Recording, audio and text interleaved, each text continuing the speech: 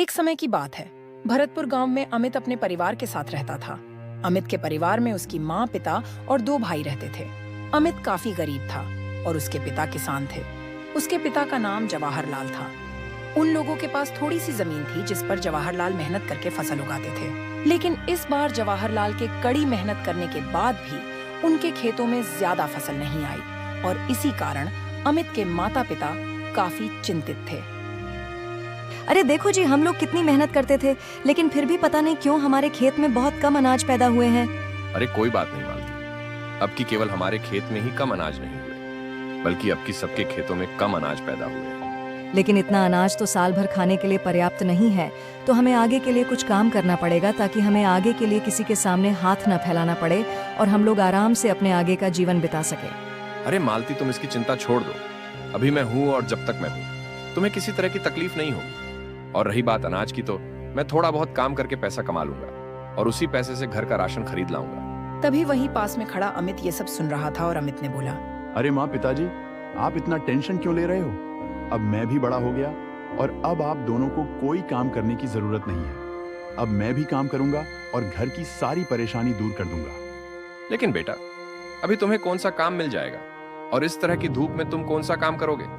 अब की तापमान इतना ज्यादा बढ़ गया कि धूप में निकलो तो चक्कर आ जाता है। तो भला तुम इतनी तेज धूप में कैसे काम करोगे?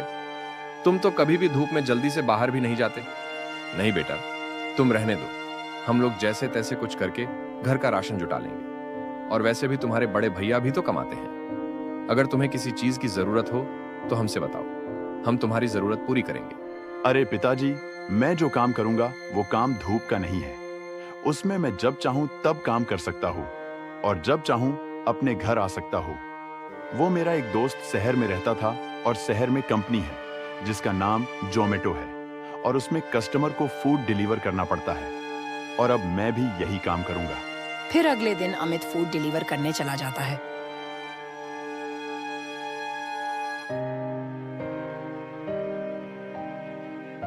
ये लीजिए मैम, आपका पार्सल आ गया। अरे भैया, आप इतनी धूप में भी हमारे लिए पार्सल लेकर आए, आपका बहुत बहुत शुक्रिया। आइए भैया, आपको प्यास लगी होगी, आप थोड़ा पानी पी लीजिए। अरे नहीं भाभी जी, हमें प्यास नहीं लगी है, ये तो हमारा रोज का काम है। अगर हम लोग सबके यहाँ थोड़ा थोड़ा खाना पानी पीने लगेंगे तो अगला कस्टमर नाराज हो जाएगा और ऑर्डर कैंसिल कर देगा। इससे हमें ही नुकसान होगा। लेकिन इसमें भला कस्टमर क्यों नाराज होगा? उसे भी तो समझना चाहिए ना कि भला इतनी गर्मी में हमारे लिए जो आदमी भोजन लाता होगा उसकी क्या हालत होती होगी। कितनी परेशानी के बाद वो एक कस्टमर को ऑर्डर दे पाता है। लेकिन ये बात हर कोई नहीं समझ पाता ना भाभी जी। हर कोई आपकी तरह नहीं है। ये दुनिया में सब तरह के इंसान होते हैं, लेकिन आप बहुत अच्छी हो। काश आपकी तरह सब इंसान होते। अरे ऐसी बात नहीं है भैया, और भी कई इंसान हैं जो दूसरों की परेशानी को समझते हैं। मैं अकेली ही नहीं हूँ। अमित अपना काम बड़ी मेहनत और ईमानदारी से करता था, इसीलिए उसको ऑर्डर ज्यादा मिलते थे और इसीलिए वो ज्यादा पैसे कमा पाता था। अमित ने अपनी कमाई से अपने माता पिता के लिए कपड़े लाए और कहा,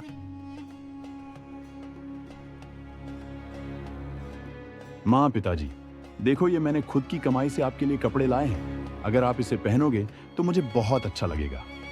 अरे बेटा, तू ये कैसी बात कर रहा है? तू हमारे लिए इतने प्यार से कपड़े लाया है और भला हम न पहने, हम जरूर पहनेंगे। वैसे बेटा, तुम्हें इस काम में कोई परेशानी तो नहीं है? ये काम अच्छा तो लग रहा है ना? नहीं पिताजी, मुझे ये काम करने में किसी तरह की दिक्कत नहीं है, बल्कि इसमें मुझे ये अच्छा लगा कि मैं खुद का मालिक हूँ। जब इच्छा हो तो काम करो, नहीं तो अपने घर चल दो। अच्छा बेटा, तब तो बहुत बढ़िया काम है। फिर अगले दिन अमित फिर से फूड डिलीवर करने चला जाता है।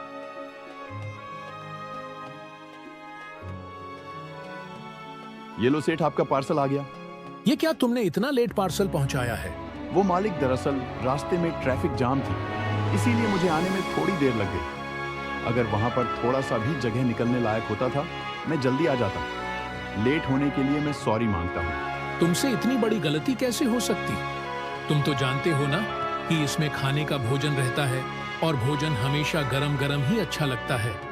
अब तुम बताओ, मैं इस भोजन का क्या करूं? अब तो ये भोजन ठंडा हो गया है। अब मैं तुम्हें इस भोजन के आधे ही पैसे दूंगा। ठीक है, अगर पैसे नहीं थे तो सीधा बोल देते, मैं पहले ही इसे बिना पैसे लिए चला जाता। इतने बहाने किस लिए बना रहे थे? अभी तक तो मैं तुझे आधे पैसे देने वाला था। अब मैं तुझे आधे पैसे भी नहीं दूंगा और ये पार्सल भी वापस नहीं करूंगा। अब जा, यहां से चला जा। जा सेठ, मैं तुम लोगों को बहुत अच्छी तरह से जानता हूं और मैं तुझे से पैसे भी नहीं लूंगा, बल्कि ये समझूंगा कि मैंने किसी भिखारी को मैंने भोजन खिला दिया। इतना कहकर अमित दूसरा फूड डिलीवर करने चला जाता है।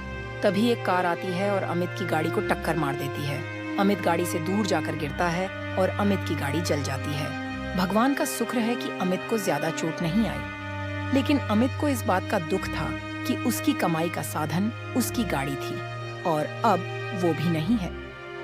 आप लोगों को क्या लगता है? अमित को नई गाड़ी मिलनी चाहिए। आप लोग अपनी राय कमेंट में बताएं।